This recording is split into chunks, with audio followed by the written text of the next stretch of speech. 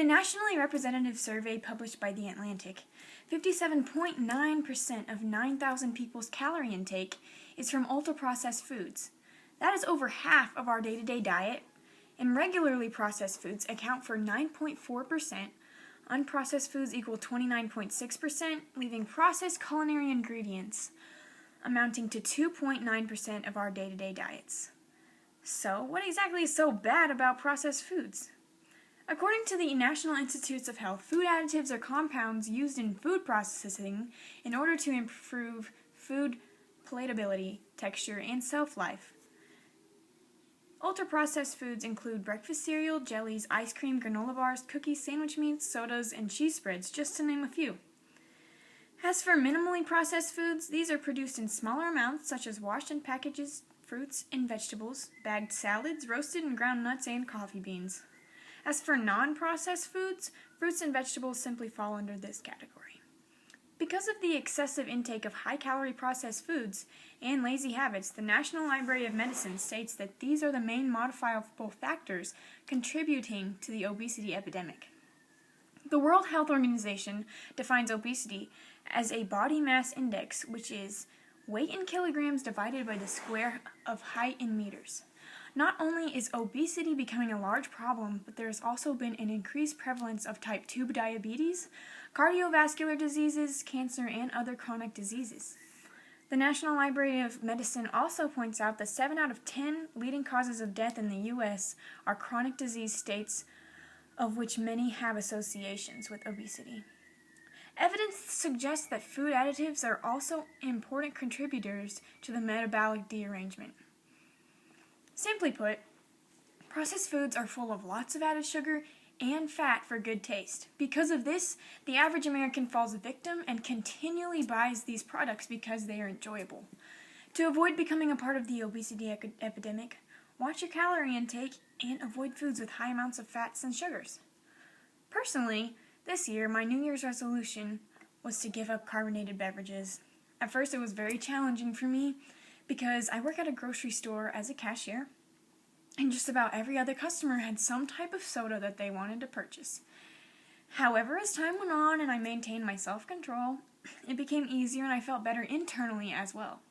I'm also a runner, so when I ran, I felt lighter and more in control, causing me to set higher goals, contributing to the betterment of my mental health as well. Although carbonated drinks do taste good, they aren't what is best for my overall health. Next, we have chemicals that go into our food before it is sent to be manufactured. The dictionary definition of a pesticide is a substance used for destroying insects or other organisms harmful to cultivated plants or to animals. These pesticides pose potential effects that include but aren't limited to cancer and damage to the nervous, endocrine, and reproductive systems. With these negative effects of pesticides, many farmers have replaced them with GMOs.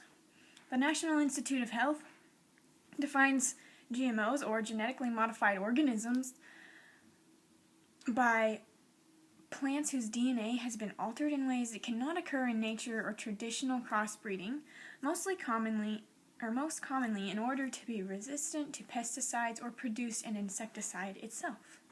These GMOs are engineered to make food crops resistant to herbicides and or to produce an insecticide. So, basically, this is the less harmful way to repel insects, not using pesticides. However, still not the natural option. Thus, GMOs have been linked to increased food allergens and gastrointestinal problems in humans and do not guarantee the elimination of health risks.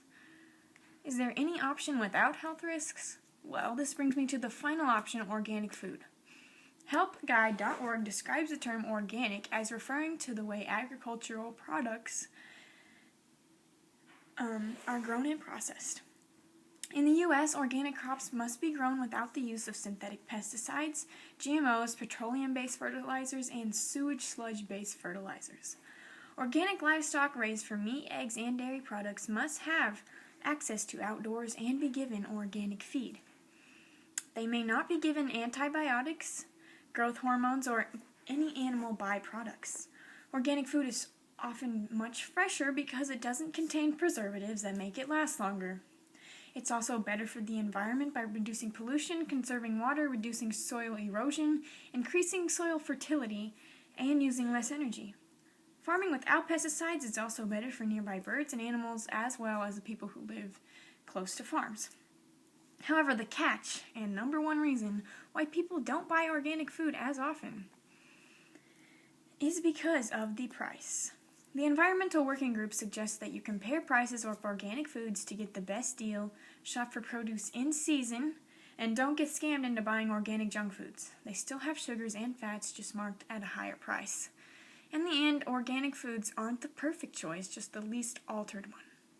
As a teenager, I don't always make the best meal decisions, especially since I am on the go most of the time. My metabolism is fast currently because I'm young. However, I do need to watch my intake of high-processed sugary foods to prepare myself for the future me. I only get this one body to live in for the rest of my life, so I better start giving it the good nutrients and care now so that my future self will be healthy.